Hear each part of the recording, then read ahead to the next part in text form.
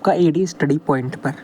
तो बच्चों आज हम बात करेंगे भूगोल के क्लास 12th के सैम्पल पेपर की। तो बच्चों 3 घंटे का समय आपके पास और 70 नंबर का पेपर है। तो सबसे पहले देख लेते हैं, इसमें प्रश्न पत्र में 30 प्रश्न है, सभी प्रश्न अनिवार्य हैं। इसको 5 खंडों में विभाजित किया गया है। 1 से 17 तक बहुविकल्पीय प्रश्न हैं और ये सब 1 नंबर के हैं और 18 से 19 3 अंक के हैं और ये 20 से 23 लंबे है जिनका उत्तर 80 से 100 शब्दों में देना है आपको। तो चलिए चलते हैं सबसे पहले क्वेश्चन पे। नीचे दिए गए दंड आरेख में विभिन्न देशों की जनसंख्या प्रदर्शित की गई है। आरेख में दिखाए गए 3 सबसे कम जनसंख्या वाले देशों की अनुमति कुल जनसंख्या कितनी है।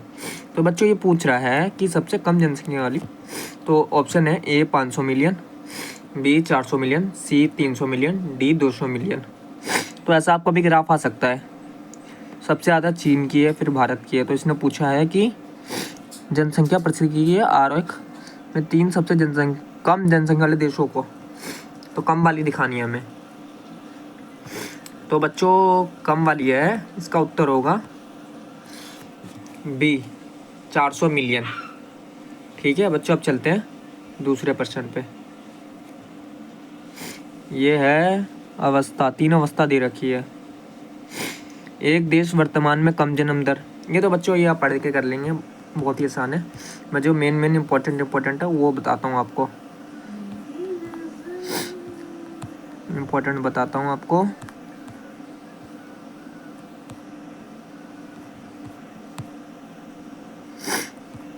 चलिए आगे चलते हैं।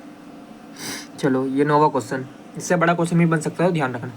1991 से 2001 और 2001 से 2011 के बीच भारत की दशकीय वृद्धि दर में उल्लेखनीय गिरावट आई।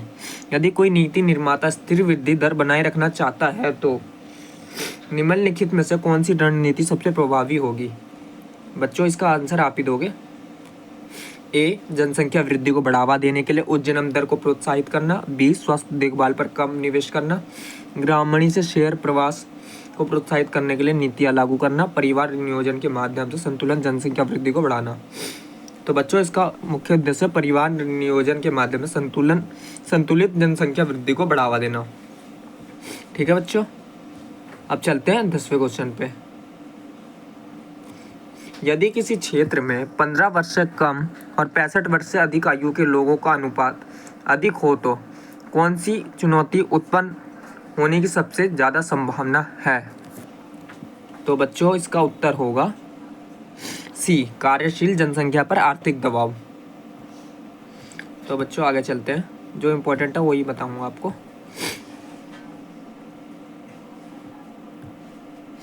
ये 14वां क्वेश्चन, चलो 14वां क्वेश्चन पे चलते हैं।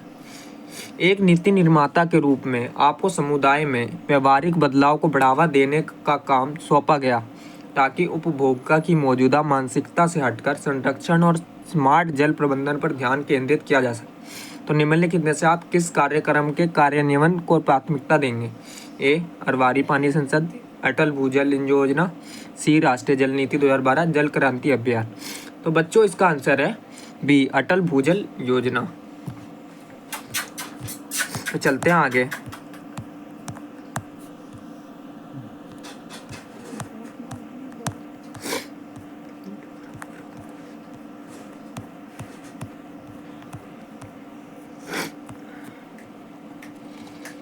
मुख्य मैं आपको बताऊंगा।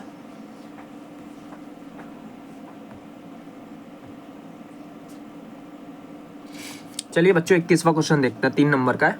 तो हमने 3 नंबर पक्के करिए। पहले तो प्रदूषण, संसाधनों की कमी और भीड़ भाड़ जैसी चुनौतियों को संबोधित करते हुए हम बढ़ते शहरों और नवीन शहरों में सतत शहरी विकास को कैसे बढ़ावा दे सकते हैं। तो बच्चों इसमें आपको 5 पॉइंट लिख देने हैं। तो मैं बता देता हूँ 5 पॉइंट, ठीक है। पूरे 3 के 3 नंबर मिल जाएंगे। तो बच्चों सबसे पहला है स्मार्ट नगरीय नियोजन को अपनाना, फिर दूसरा है सार्वजनिक परिवहन प्रणाली को बढ़ावा देना, तीसरा है हरित अवसंरचना को लागू करना, चौथा है प्रदूषण का निवारण करना कि प्रदूषण कम से कम हो सके, और चौथा है नवीकरणीय ऊर्जा स्रोतों तथा ऊर्जा दक्षता को बढ़ावा देना यानी सोलर ऊर्जा। इसका कहना ये है। अब चलते हैं 22वें क्वेश्चन पर। उन 3 उपायों को पहचाने और स्पष्ट करें जिन्हें शहरी योजनाकार अपनाकर नगरीय परिवहन चुनौतियां सहित भीड़ भाड़, प्रदूषण और नियंत्रित स्थिति का समाधान करने के लिए अपना सकते हैं। तो बच्चों इसमें भी आपको 3-4 पॉइंट लिख देने हैं, पूरे 3 नंबर आपके पक्का हो जाएंगे। तो बता देता हूँ। सबसे पहला, उच्चतर पार्किंग शुल्क। दूसरा है सामूहिक शीघ्र संरचना। तीसरा है सार्वजनिक बस सेवाओं में सुधार। चौथा है परिवहन के द्रुत मार्ग। ठीक है बच्चों, अब आगे चलते हैं हम। बच्चों ये 25वां क्वेश्चन पूछेगा ही पूछेगा। छोटे पैमानों के उद्योगों के विकास से भारत, चीन, ब्राजील और इंडोनेशिया जैसे देशों को कैसे लाभ हुआ? प्रौद्योगिकी ध्रुव क्या है? कोई 2 उदाहरण दीजिए। तो बच्चों बता देता हूँ इसको कैसे करना है। सबसे पहला, छोटे पैमाने के उद्योगों को विकास के लाभ बताने में कि रोजगार के अवसर मिलेंगे। दूसरा, रहन सहन की दशाओं में सुधार। तीसरा, क्रय शक्ति में वृद्धि। चौथा, संतुलित क्षेत्रीय विकास। कौशल विकास में सहायक।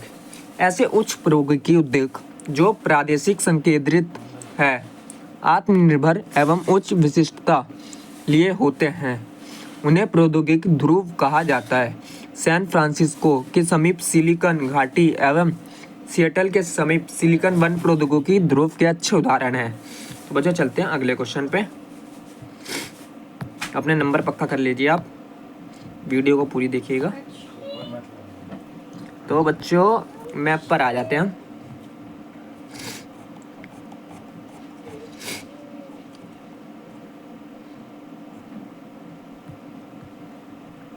यूरोप का एक मुख्य समुद्री पतन।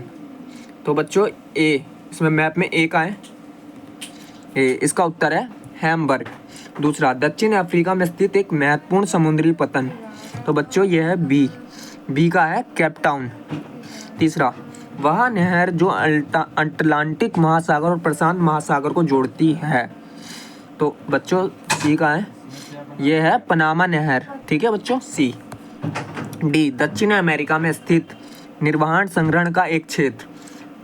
बच्चों डी का है, डी है ये अमेजन बेसिन है बच्चों। ई पे चलते हैं। दक्षिण अमेरिका का एक मुख्य हवाई अड्डा। तो बच्चों दक्षिण अमेरिका का एक मुख्य हवाई अड्डा पता है कौन सा है? ये है बच्चों सैंटियागो। ठीक है बच्चों, पूछ सकता है, ये मैप में जरूरी नहीं है पूछे कि उसमें भी पूछ सकता है बच्चों, ध्यान रखना। अब चलते हैं एफ, ट्रांस साइबेरियन रेलवे का सबसे पूर्वी टर्मिनल स्टेशन। बच्चों इस ट्रांस साइबेरियन को पूरा अच्छे से पढ़ लेना, ये पेपर में जरूर पूछेगा। तो इसका आंसर है व्लादिवोस्तोक।